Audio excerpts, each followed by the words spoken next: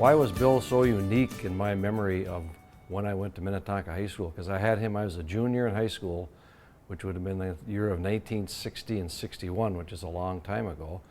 And I'm thinking, well, here I am, a junior in high school, a guy that plays sports, he had girlfriends and all that stuff. How could a guy like Bill Chisholm make me interested in English?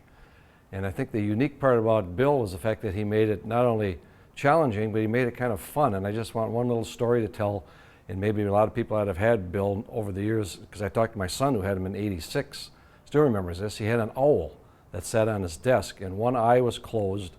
And if you were asked a question, and either you didn't know the answer or you kind of hesitated, he would take that owl and turn that eye so it would look at you. And his response to me, rather than calling me Tom, he would say, "Mr. Christ, I think you can do better than that."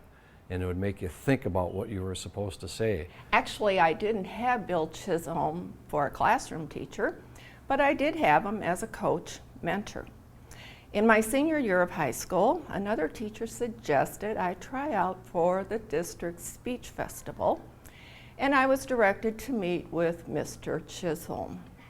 He selected a poem for me to recite. So for several weeks after school, we would meet in the darkened auditorium. I would stand on the stage and recite this poem. He didn't critique me during the recitation, but I knew he was present.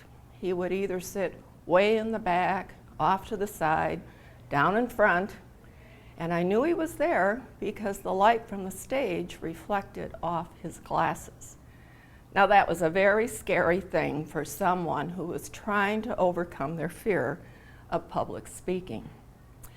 And I am sure all, if not many, many of his former students will attest. He was a teacher that made us think beyond the written word. Because I have to confess, 52 years later, I'm still pondering that poem he selected for me to read. So this is actually a good attribute of a remarkable teacher. It's been more than 50 years since I sat in Bill Chisholm's class, but he stands in my mind as a teacher, mentor, and person of caring and elegant presentation. American literature came alive in Bill Chisholm's class. His classes were unforgettable because I believe he always put his best heartbeat into his teaching. He was a small light in the world of a teenager. An hour in his class opened up a world of fairness, respect, and genuine appreciation which young adults crave. Our ability to read, interpret, and value literature and the ideas presented therein leapt forward under his supervision. Bill Chisholm helped me personally overcome a gap in my life. My family moved to Minnetonka from England. I entered junior high here, very confused and shy girl, with an entirely different writing and reading history than students that had grown up in Minnesota. I couldn't relate to literature such as Caddy Woodlawn, Little House on the Prairie, or the Bobbsey Twins. They were totally foreign to me. I had grown up on English literature on the other side of the sea. A different set of young person books, different words and style of writing. In high school, Bill Chisholm had an understanding of this literal cultural gap and was able to converse with me about the differences, to mentor me and help me bridge the divide. He helped me overcome feelings of alone and isolation in my reading and writing essays. I can still picture Bill Chisholm sitting at his desk. Thank you, Bill. To paraphrase a Cole Porter song, it was the way you wore your teaching hat, or maybe just those big black eyeglasses.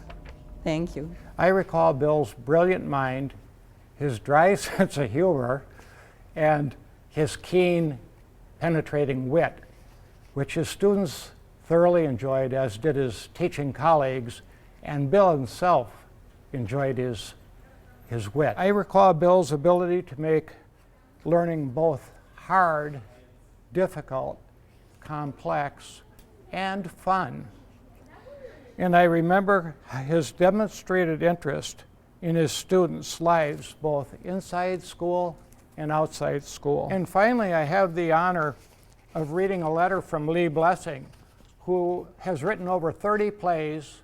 He's taught here a little bit when he was here for his award, and he's known nationally and internationally for his writing and has received numerous awards for his plays, which have been presented across the United States and abroad.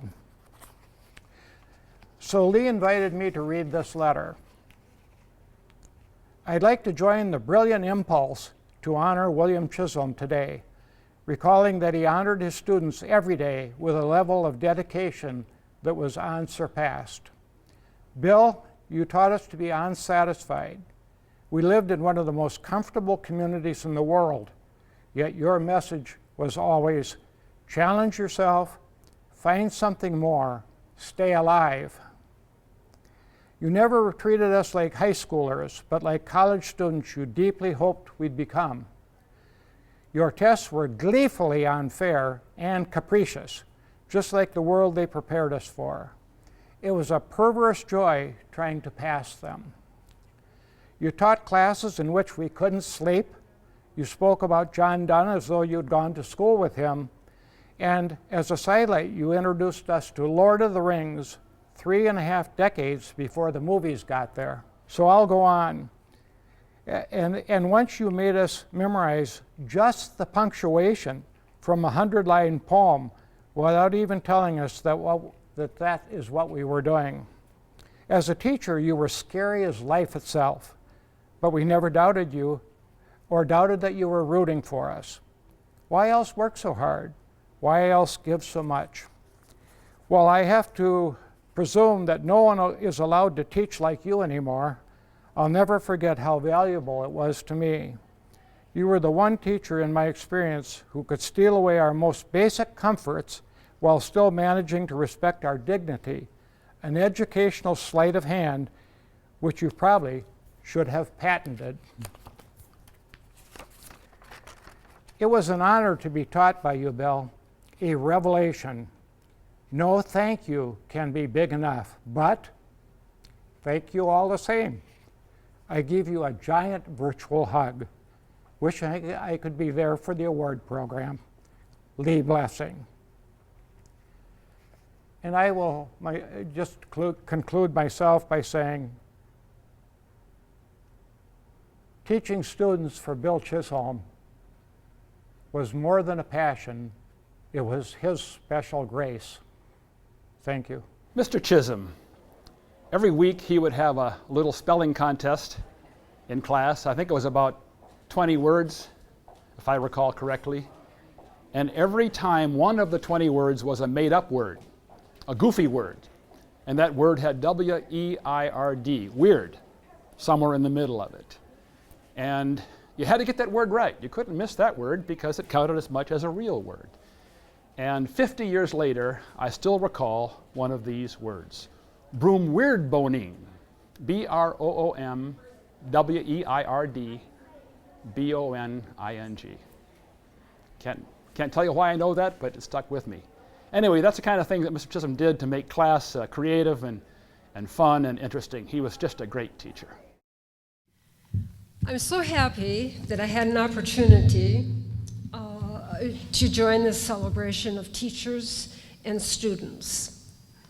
Students were always an essential part of Bill's life.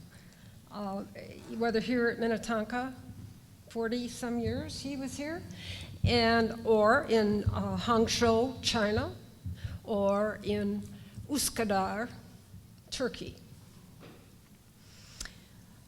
I think his most grateful student was me. Sometimes I would say to him, Bill, teach me something. And then we would go off into a world of either literature or history or art, sometimes cooking. And I'm so glad that I have been able to join you in memory and appreciation of Bill's teaching life.